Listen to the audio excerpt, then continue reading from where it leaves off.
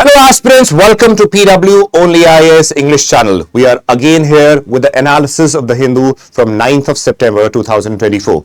We have picked up few very important articles along with the editorial, which we are going to discuss in detail and make you understand the various intricacies of those topics. Let's begin. The topics that we have picked up for today's discussion from today's newspaper is MPOX, Parliamentary Standing Committee, National Education Policy, the editorial dealing with the public health care, and the opinion related to live-in relationships. So let's begin with the analysis. Now, this was an article present in today's newspaper. Man with MPOX symptoms isolated. No need for undue concern.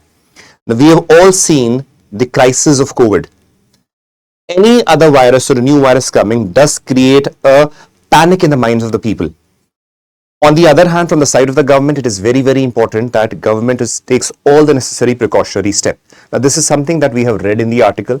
This also becomes important because the World Health Organization has declared MPOX as an emergency of international concern. Now, what we have to do with respect to the civil services, we need to know certain details with respect to MPOX. These can be asked in your preliminary examination as well as your mains examination. So let's see what MPOX is. Basically, the word M means monkey, but the name has been changed to MPOX for a mere reason that people started associating a particular disease with a particular animal. So they said it is better to rename it in the form of MPOX. Now, this is not something new. The virus was found in 1958. So this has been known to us since 1958, and there have been repeatedly concerns with respect to spread of these virus earlier also and now also. So this is not something that is new to us. So let us understand the various other dimensions associated with MPOX. Now see, how does a transmission take place? Now the transmissions are from the animals, particularly the rodents and the primates, and through the direct contact or the contaminated objects. Now, this is the major means through which it enters the human body. What are the various symptoms that we see? There are various symptoms, like you might experience fever, headache, muscular aches, and there is a very particular and characteristic rashes through which the doctors even observe that particularly a person might be suffering from MPOX. Now, why or how it is important for us to study? Please understand. Though we have the vaccines that are available, as we say, vaccines are available, but the issue is the availability and the effectiveness. The reason why it is an issue of concern is that the virus is mutating at a faster rate. Now, mutation might take place in a way in which genes might duplicate or they might get deleted in order to adapt to the new environment. Now, when the duplication or let us say deletion takes place, or in a way we can say mutation is taking place, it basically makes the vaccines also to a certain extent ineffective. That is what the major concern is. If it starts spreading at a large scale, even with the availability of vaccines, let us say, it might not be able to counter it. So this is a major concern for the World Health Organizations as well as the other countries who have experienced the havoc of COVID. Now, with respect to India, why it is important, please understand. We have seen during the COVID time, not only the people suffering, large number of people dying, but also how it hit our economy. Now see, the India's burden of diseases is 2 to 3.5 times more than the global average.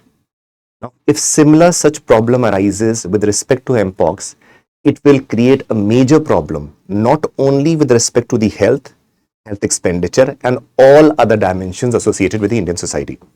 That is why these are certain things that you as aspirants need to know about what MPOX is, why it is a concern, what is the role of the WHO over here because it has declared it as an emergency. So these are certain dimensions which as an aspirant you should know. This was the first article. Now let us move on to the next article.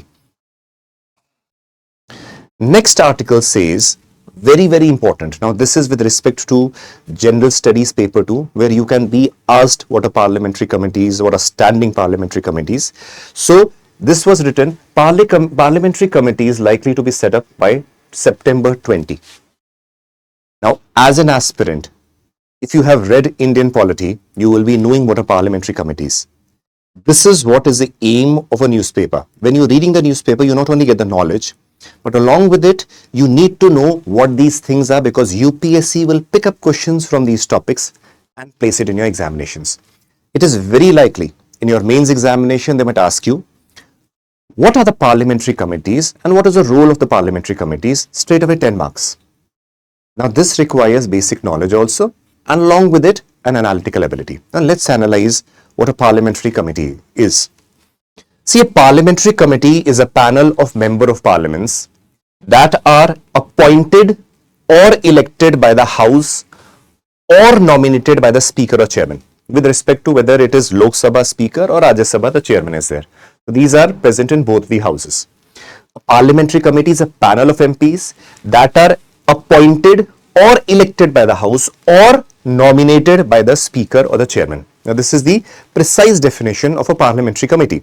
Now, the concept of parliamentary committee owes its origin to the British parliamentary system. This is something that you should be knowing when you're reading or understanding the Indian polity. Let's move ahead in some other understandings. Now, see, these parliamentary committees, depending upon whether they are in Lok Sabha or the Rajya Sabha, they work under the direction of the Speaker or the Chairman. Speaker, when the parliamentary committee is under the jurisdiction of the Lok Sabha, and Chairman in case of the Rajya Sabha, and present their reports, any report of the analysis or a topic that concerns them, they prepare the report and submit it to the Speaker or the Chairman. Now, the question would come, from where do these committees draw their power or authority? Now, there are two articles present in the Constitution of India from where they derive their authority. They draw their authority from Article 105 of the Constitution, which provides for or deals with the privileges of the members of Parliament. That is one article.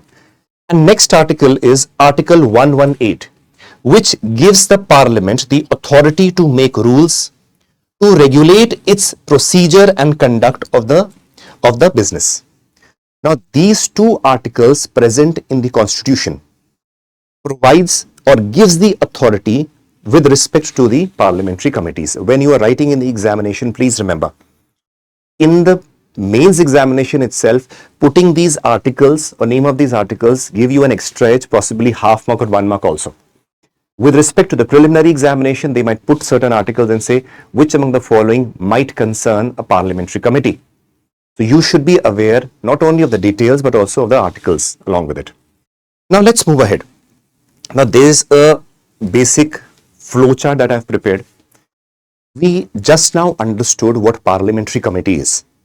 Now, parliamentary committee, please, if we divide it into on the basis of the types, there are two broad types. First are the standing committees. Other are ad hoc committees. Now, the standing committees are the permanent committees. They are constituted every year or periodically. That means they might be working continuously. But there are certain committees which are appointed just for a specific purpose. That means they are temporary in nature. That is why they are known as ad hoc committees.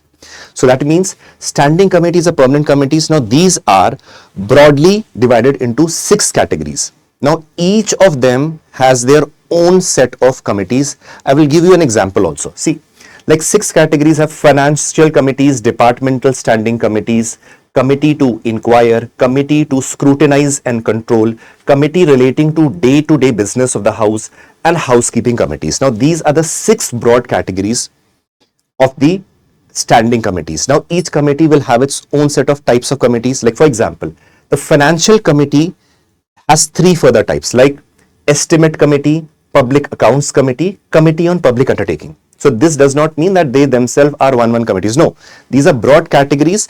Under them we have various committees, which is right now not the concern, but we should know that these are the broad categorizations. When you will study the Indian polity in detail, you will deal and understand all these committees in detail. But the broad idea is that they are very, very important with respect to the working of the parliamentary system. They aid, inquire, provide them with all the necessary understanding of the topics, and also scrutinize the government action also. So these are the standing committees. These are permanent. Firstly, you need to remember it is permanent in nature. These are the various categories, and every category has a lot of further subcommittees. Now, ad hoc committee. Now, ad hoc committee is also a parliamentary committee which is temporary. For example, there is certain issue that comes up in the parliament with the opposition and the various parties demand that we want a committee so that this particular topic can be inquired. So, in that case, joint parliamentary committees might be formed where a particular topic is discussed, debated, and a report is prepared. And again, the report is submitted to the speaker, or for that matter, let us say the chairman, whatever the concern, who is heading it. Generally, it is the speaker. So, ad hoc committees are temporary, these are permanent. Now, these are the details that you should know with respect to the parliamentary committees. Now, what is the need? Please remember, they provide legislative experts. Now, Parliament is a very big body. Being such a body, it will not have, everybody is not going to be an expert. So, let us say we have a department related committee which is related to defense. Now, there might be various people who might have expertise in the defense sector. They might be the member of that. Over there, a more constructive discussion might take place with respect to that particular sector.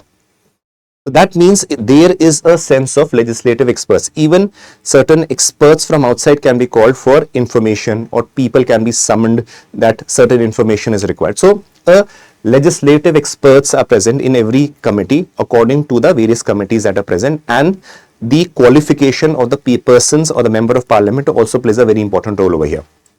Acting as a mini parliament. Why? See, parliament's concern is debating, discussing, and giving their own opinions from both the sides. Along with it, a committee also has a similar role. When the committee members are meeting, they also debate, discuss, which might be more fruitful also in a way, because the experts are present there with respect to the various fields. Now, means of checks and balances, because the reports that are present will present you the other side of a particular issue. Like a government introduces, let us say, some act, some policy. Now, government will tell what are the pros of that. The opposition might tell there are certain issues with that. When the committee is formed or committee deals with it, it is going to deal with it in a holistic manner. That acts as the checks and balances to any scheme, any policy, any act that is concerning or introduced by the government. Next is instrument of detailed scrutiny. Definitely, any particular thing or a policy or an act comes, scrutinization of that particular topic is very important, which is done by these various committees that are there. Now, why it is important is because it is mentioned in the newspaper. It can be asked in the prelims paper. It can be asked in the mains examination directly. So this is very important from the GS paper 2 of the main syllabus, and obviously in the preliminary examination paper also.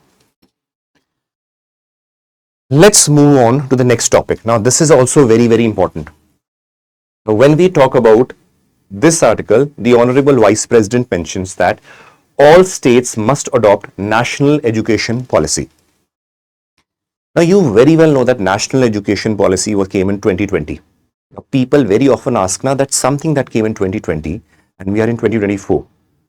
Now, sometimes what the UPSC does is, it picks up question, let us say 2020, and puts it in the paper. Now, people start assuming that, now do we have to read the current affairs of 2020? No. The thing is, this is not 2020. It is because that particular policy was mentioned recently. Now, there is a quite possibility that this might be asked in your papers also.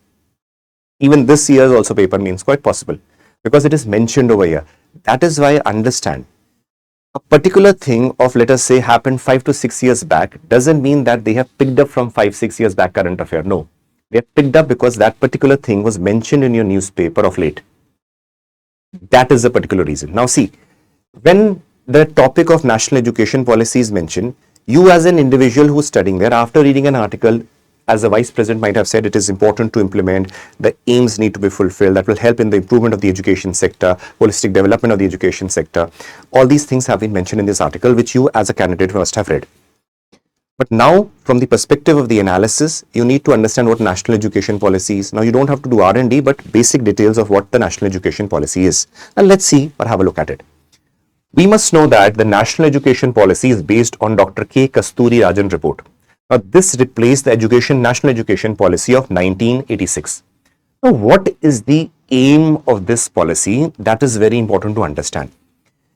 It wants to create Indian-centered education system. That means an education system which meets the needs of the Indian system, Indian people. That is very important for the aim of the national education policy. Along with it, transforming a nation into an equitable and vibrant knowledge system. Equitable, that means everybody benefits from it, and a vibrant, that means it adjusts itself to the dynamic changes that are taking place, and it also becomes a knowledge hub for the world as a whole. So these are the basic aims that the national education policy has. Now let us understand a few highlights what the national education policy basically recommends. As an aspirant, you should have knowledge, because this topic can be repeatedly asked in GS paper 2 also, GS paper 3 also, and for that matter, if they want to ask, they can ask you in ethics also and paper 1 if they indirectly want to relate to it. Let's move on to the next, that is highlights of the national education policy. Now we very well know that there are various recommendations that have been made. Now they have been made at the school level and the higher education level. Now first is the school education. We right now know that we follow a 10+2 model, right? Class 10, then we have class 11th and 12th, right? That is being transformed to 5+3+3+4 school curriculum, where 12 years of schooling and 3 years of preschooling is there, where there would be no burden on the children. They would be given the opportunity to learn, that means mature in a way, so that they are ready for the formal education system. So this is a very nice step from the part of the government also. Vocational integration is there, national mission of foundational literacy and numeracy, so that, remember, it is very well known that till the 5 years of age, the brain matures by the 5 years of age. So during that time, if the students or the children are working on, or let us say playing with numbers, or let us say the vocational training with respect to numeracy or literacy is given, there is a greater probability, according to the various anthropological research, that their brain working power or processing power increases. Now these are certain anthropological researches that are there. So focusing on the foundational literacy and numeracy is a very important step on the part of the government, which is recommended by the National Education Policy 2020. Now, choice of subjects and combinations. Now, in your schools also, you can have various choice of subjects also according to your choice. For example, if I am pursuing a science side, I can take economics also as a subject. Earlier, what used to happen, if you are a science side, how can you take economics? So there was a rigid environment where you cannot take certain subjects along with the combination of subjects that you are taking. So that flexibility has been provided, not only at the school level, but also in the higher education level. Next is board examination will be low stake based on knowledge application. So during our times, or people who would have given the boards early, you would have seen there was an overemphasis on class 10th board, 12th board. They said, see, board is just an examination where if the boards are taking place, it is very important that they test the knowledge of a person, not simply the rote learning. Next, National Assessment Center, PRARAC, which is a overall hub for the assessment. 360-degree holistic report card. That means when the report card is being prepared, it doesn't mean that, let us say, what marks you're getting. It basically focuses on the holistic development, vocational training, or how the student has participated in various extracurricular activities or sports are also a part of this report card that will aim at a holistic development of the child. So this is very important change and the various changes that are being brought about by the National Education Policy. Next, with respect to the higher education, again, flexibility of subjects have been provided, single regulator, flexible holistic undergraduate degrees 3 to 4 years, 1 to 2 years postgraduate, and no MPhil. MPhil has been removed. Further focus has been given on the use of technology.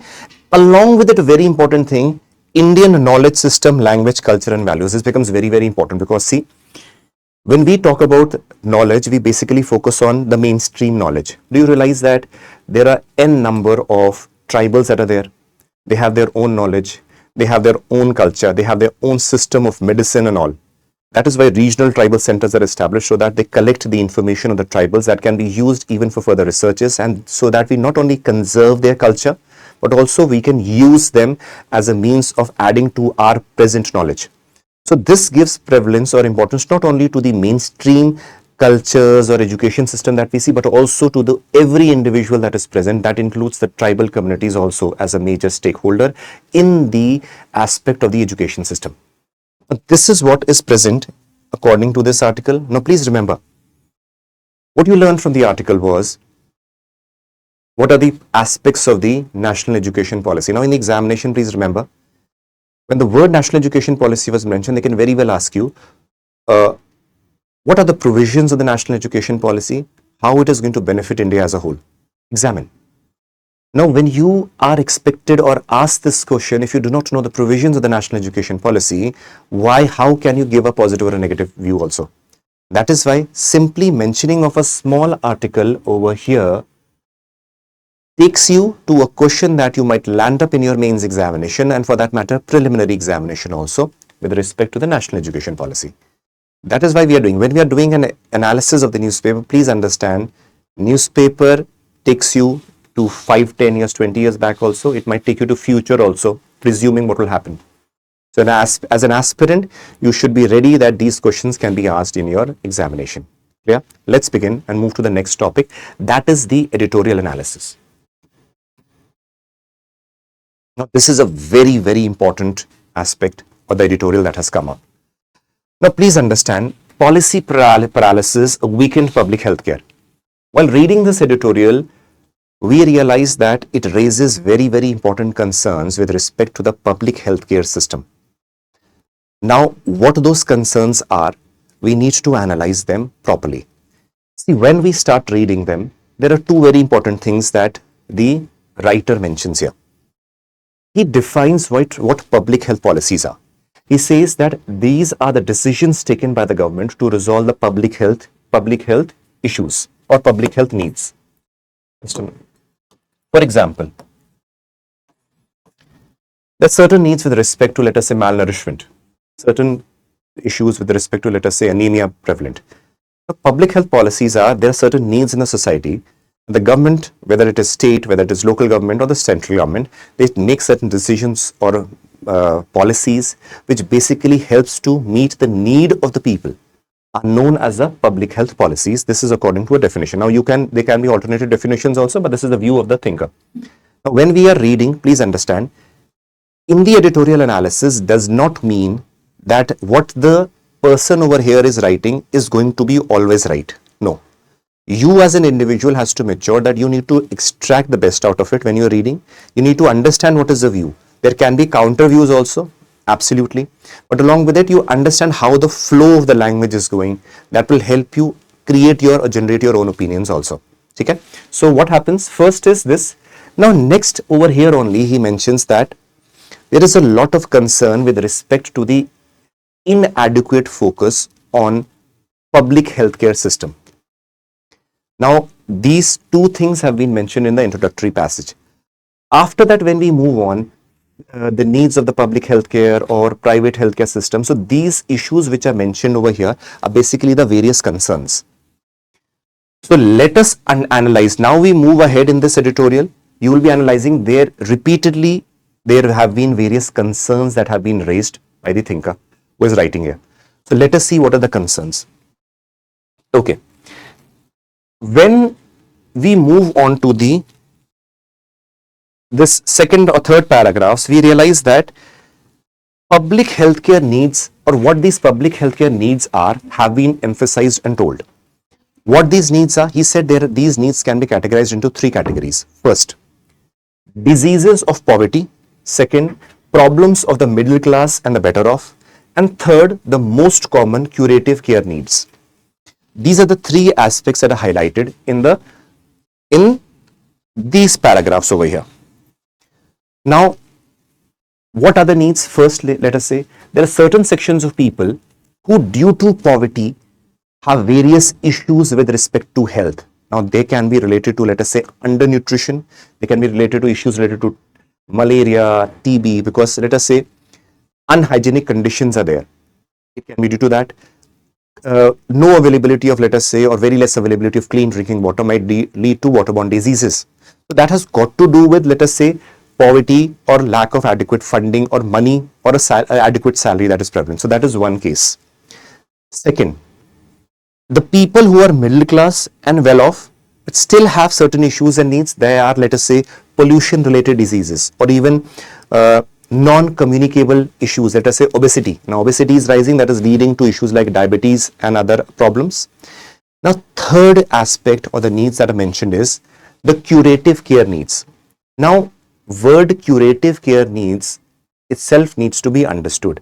Now, in this topic of analysis of the editorial, the focus is on the curative care needs. That means the provision and aspects of this article are related to the curative care needs. So what are the curative care needs? Please understand.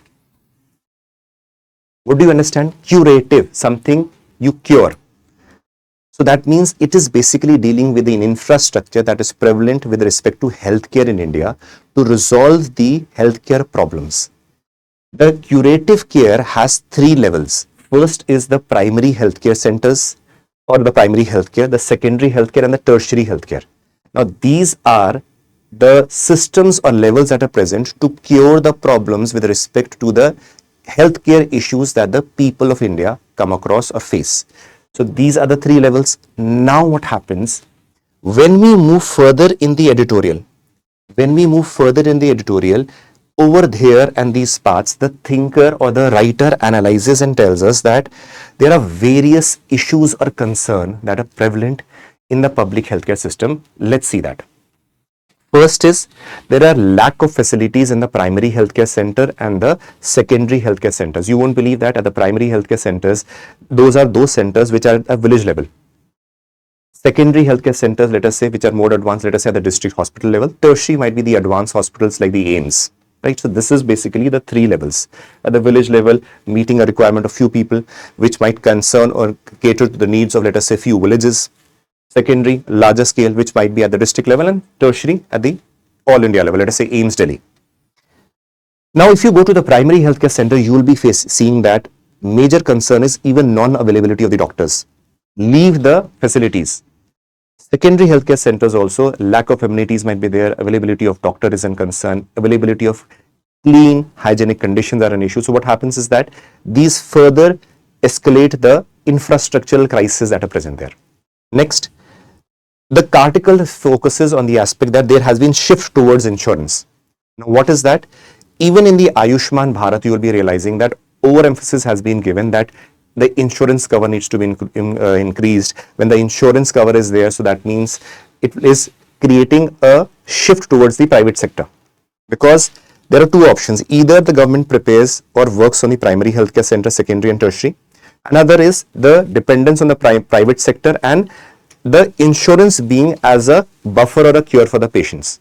Now, overemphasis on insurance is a major concern because that will neglect the primary healthcare and secondary healthcare centers. Because the private sectors are not going to have their implementation of their clinics or having infrastructure at a rural level. They would be having in the urban level only. And primary healthcare and secondary healthcare would be neglected if the shift is more towards the insurance sector only. Now, next is private nexus and profit making. Please remember, as we have said, the insurance cover is not holistic. Remember that, because everybody will not avail the insurance cover. It is not possible only because let us say the insurance cover is, let us say, up to, let us say, 5 lakhs. Now, if the expenditure increases further, who is going to pay? Do you understand that? That is a major concern. Now, in that case, the private companies profit a lot because they're going to extract every penny from the pockets of the patients. Next is onus on the private sector. How does the onus lie on the private sector? Do you realize that if the focus is on insurance, as I've mentioned, the private sector will not establish clinics in the rural regions. It will be mainly in the regions of the, let us say, district level or in the all India level, the major hospitals. When that is present there, the patients are expected to visit there and avail the insurance cover and take the benefit. Now, over here, what the thinker or the writer observes is that the government is not focusing on building or institutionalizing or proper facility and doctor availability at the primary healthcare level. That is what the major issue is. Next is concept of health and wellness center. Now, what the concern is that the primary healthcare centers are being treated as health and wellness center.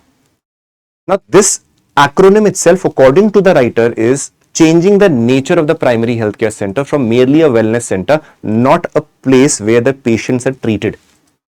What its original nature is. So again, this is a problems that are listed by the writer. Now let's move ahead. Issue with the national health policy. Even the national health policy very categorically says that we need to focus on, let us say, the private participation at the tertiary level, even at the secondary level. These things are mentioned in the National Health Policy 2017. Overall, if you see, the thinker raises a concern that if the system of privatization is overemphasized along with the insurance, the poor sections of the society are going to suffer a lot. There is a reason behind it, please understand. 52% of the children today are also malnourished. 51% of the women in India are anemic. A large number come from the rural regions. Why? 68% of the population of India is living in the rural regions. Now, these facts cannot be delayed or cannot be neglected. If we are focusing on certain advanced hospitals, according to the thinker, the primary healthcare centers being neglected will actually aggravate the crisis of the health. So what a personal recommendation and along with the recommendation of the thinker as mentioned here is, if you want to improve the health conditions of India with respect to, let us say, curative care also, the primary healthcare center should be the core area of development where proper infrastructure, proper availability of doctor, proper availability of nurses and medicines should be there, and basic diagnostic system should be there. If that is there, automatically the health issues at a larger scale will be resolved. Why? Remember that tertiary healthcare is for resolving the major problems. Small issues can be resolved at the primary healthcare center. If that is not resolved, it will overburden the secondary and the tertiary healthcare sector. That is what is happening in India. For even let us say minor fever issues, people are going to the AIIMS Delhi. It is creating pressure on the doctors over there also, which could have been resolved at the primary healthcare center. So this is a major concern. And last topic which we are dealing over here is the vulnerability in the living couples. Now this is a opinion, a very brief article. Let us understand that. Whenever the topic opinion comes, it is a topic of concerns which can, or topic concern or debative topic that can be there. First, we need to understand what do you mean by the live-in relationship. A domestic cohabitation between or among a group of people without any formal marriage ceremonial practice. Now, you would be saying why you haven't mentioned a man or a female, because you know that it can be a homosexual aspect also. There are concepts of, let us say, polygamous relationships also. So that is why I mentioned between and among and a group of people. Now, group can be two people also and more people also, which are living together without any formal marriage ceremony that has taken place. Now, what the article basically concerns is that the live-in relationship has not been provided with any major legal protection, which basically leads to their exploitation also. Now, in this article, the thinker has basically mentioned that he has raised issues like, see, there are live-in relationship, though has been various judgments by the Supreme Court, let us say in 2006, 2010, they have been mentioned. Yes, they are also a form of relationship, but again, there is no legal protection as such being given to them at a broader level. That is why she mentions, like, let us say the interfaith live-in relationships are having issues because, or not only because of the non-acceptable nature, but also the lack of legal protection. Because in case of the interfaith marriages that take place, you have Special Marriage Act that basically concerns with the marriage taking place between them without change of the religion. But in case of the interfaith live-in relation that is taking place, it is opposed by the society also in various cases, and along with it, it does not have any legal backing. So the thinker over here is mentioning that there are a lot of issues with respect to the protection of the live-in relationship couples that are staying. Now, if you see over here, when we see 2006 Supreme Court's order, Supreme Court in 2006 had basically extended the Domestic Violence Act of 2005 to the live-in relationship couple also. For example, if the two people are living in a live-in relationship, over there, if they are not married also, if there is certain violence taking place against a woman, she can appeal or file a case against her partner under the Domestic Violence Act. Now this is one of the positive steps according to the writer that has been taken. But along with it, we see there are other judgments of the High Court which contradict also a little bit. Let us say the Allahabad High Court had basically said that warns against such alliances because it might later on creates issues with respect to, let us say, emotion also. Similar judgments have been given by Madhya Pradesh High Court also. Now, what is the concern? Please understand. Whenever we talk, this is a broad view of the article. Please understand, when we talk about live-in relationships, any relationship, whether it is marriage or not, has two aspects. First is the legal backing, other is the societal backing. Now, when the legal backing as such is not prevalent, we need to see the societal angle also. Currently, live-in relationship have a very broader aspect. is an evolving process that might not be acceptable by every segment or aspect of the society. Now, this is where the issue arises.